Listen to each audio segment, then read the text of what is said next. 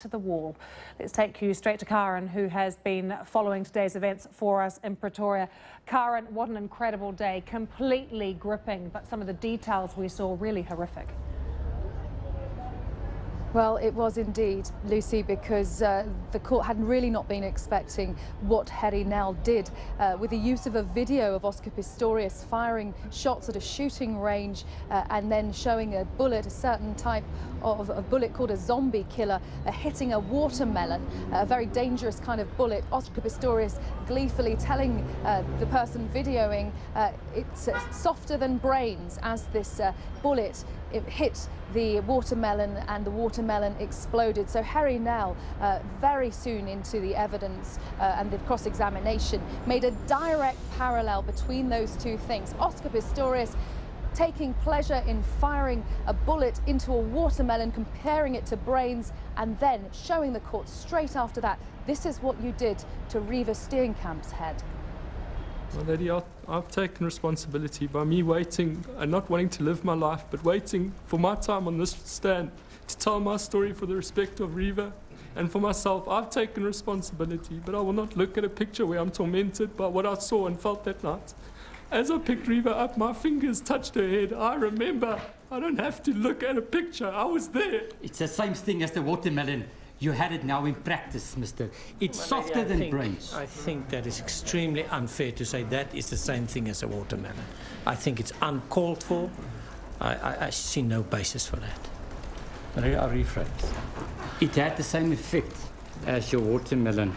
Maybe that's equally uncalled for. There is no evidence that it has had the same effect. It's very different.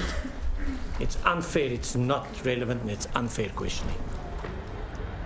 So Gerrie Nel continuing the day after the court had resumed due to an early lunch break because of the state of Oscar Pistorius. He was again inconsolable in court. His wails could be heard down the corridor as he was walked out of court for some time.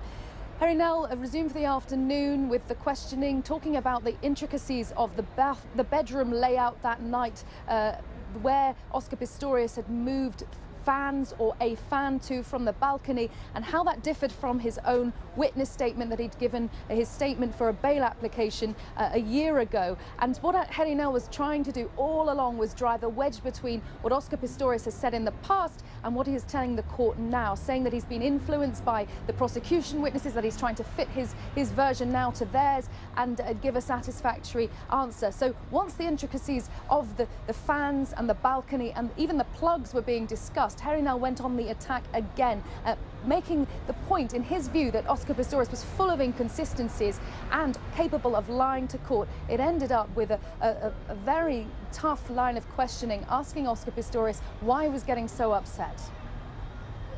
I didn't know what to think. I fired into the toilet door, which was, I believed, somebody coming out to attack me. I wouldn't have had any way, if the person was armed or unarmed, to protect myself. Mr. Pistorius, I don't know what you're answering. My question was, are you thinking of the implications of the answer? Yes or no? That was the answer, and you'd give me this version. My lady, if I was sitting here and I wouldn't think of every implication of what I say, it would be reckless. My life is on the line. Of course, I think of every single word I say when I'm sitting here. But Reeva doesn't have a life anymore because of what you've done. She's not alive anymore. So please, listen to the questions and give us the truth, and not think of implications for you. And that was the end of day one of the cross-examination by the prosecution, and what a couple of hours it has been already, more to come. Now, Umpi Mayoki is here with me. She's from the Star newspaper. Umpi, you were in court all day today. I mean, we thought yesterday was dramatic, and here we go all over again. It gets even more tense and combative. It was really crazy when Gerrie Nel had that picture shown in court. We saw Reeva's mom, who had been composed all along, like she had been okay all along, not crying or anything. But today we saw her like breaking down, placing her hands over her face, and she was really quite emotional. And Oscar like crying inconsolably.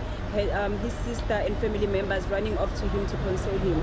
It was really, really tough for him today.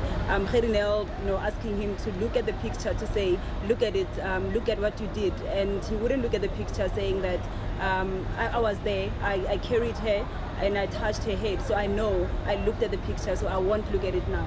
Umpi, we have to leave it there, but thank you very much for coming out of court and giving us your view of things. Umpi Moaoki from the Star newspaper. So another day of cross-examination is ahead for Oscar Pistorius, and it's not likely to get any easier at all for him now. Lucy, back to you. Karin, thanks so much for updating us from outside the court. We'll have more on the Pistorius